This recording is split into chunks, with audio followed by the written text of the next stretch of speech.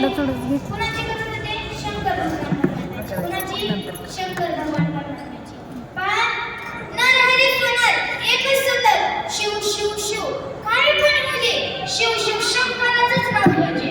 पण एक कुठल्याच देवाला पाहिलं नाही त्याने. एकच देवाची भक्ती केली, ती म्हणजे शंकराची भक्ती.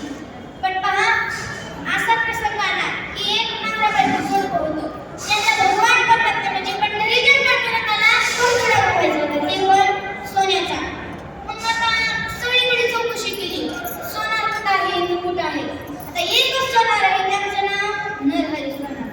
मग त्यांच्याकडे गेले आणि गेल्यानंतर म्हणाले की नरहरी सोनारजी, आम्हाला भगवान परमात्म्याला कंगोरा करायचा आहे, त्यामुळे तुम्ही काय करा, आमच्यासोबत नाम घेण्यासाठी या.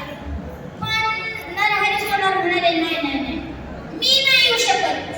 मी भगवान परमात्मा, मी शंकराशिवाय कुठल्याच भगवान परमात्म्याची सेवा करत नाही ना, कुठल्या भगवान परमात्म्याला पाहत नाही.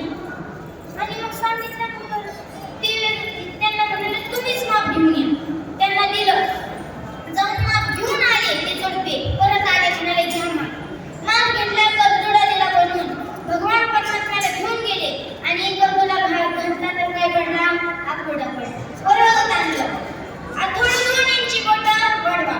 परत सोनारजीने काय केलं, 2 इंची बोट वाढवून दिले, परत मोठा झाला, खाली कमरेतनं झाला.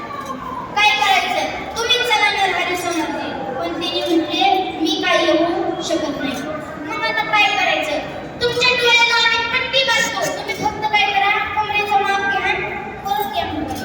ठीक आहे म्हटले, डोळ्याला पट्टी बांधली आणि पट्टी बांधल्यानंतर आल्यानंतर दुसरं पंढरपुरात आले, पांडुरंगाच्या मंदिरात आले.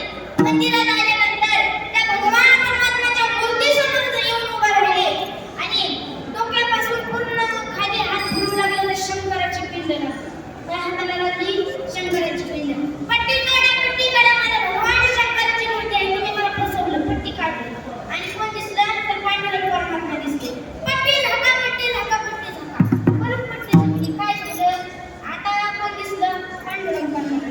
आता परत डोक्यापासून हात फिरवायला खाली घेतला कमरेपर्यंत. परत कोण? शंकराची मूर्ती दिसायला. मग पट्टी काढा पट्टी म्हणाली. पट्टी काढली. पहिलं तर काय? विठ्ठलाची मूर्ती. पट्टी झाली. काय असं? तर पहा, नरहरी सोनाराच्या लक्षात आलं की शंकर आणि भगवान विठ्ठल एकच आहेत. म्हणून तेव्हा शंकर त्यावेळेस विठ्ठलाची त्यांनी काय केलं तर दर्शन घेतलं. कोणत्या संतात एक तुझ्या भावना, कोणत्या देवाला तुझ्या भावना, सर्व देवता एकच असतात. पहा, संत उच्च गरीब काहीच पाहत नसतात आणि उच्च काहीच गरीब पाहत नसतात. उदारपणे उदार आहे, एकानंद दिलेला संत हे उदार असतात पण घेतल्याशिवाय देत नसतात. कसं असतं? संत उदार असतात पण घेतल्याशिवाय देत नसतात. आधी आपली सेवा लागते, मग भगवान परमात्मा मेवा देते. म्हणतात की आमची मम्मी सतत म्हणते सेवा केल्याशिवाय मेवा देतात नाही. आणि त्याचा अर्थ काही उपयोग नाही बरं का, पण भगवान परमात्म्याची जर आपण सेवा केली तर मग आपल्याला भगवान परमात्मा फळ देतो. कारण की ऐसी सेवा देते, ऐसी उदार. पहा, एक उदाहरण सांगते. द्रौपदी काचकटवरती द्रौपदी, ज्यावेळेस द्रौपदीचं वस्त्र हरवलं त्यावेळेसचा प्रसंग आहे का? श्रीकृष्ण भगवान परमात्मा, त्यांची बहीण कोण? सुभद्रा. सखी बहीण कोण? सुभद्रा. पण श्रीकृष्ण भगवान कृष्णासोबत राहणाऱ्या एक व्यक्तीने विचारला, भगवान परमात्मा तुम्ही तुमच्या सख्या बहिणीला जास्त मानत नाही, तेवढं तुम्ही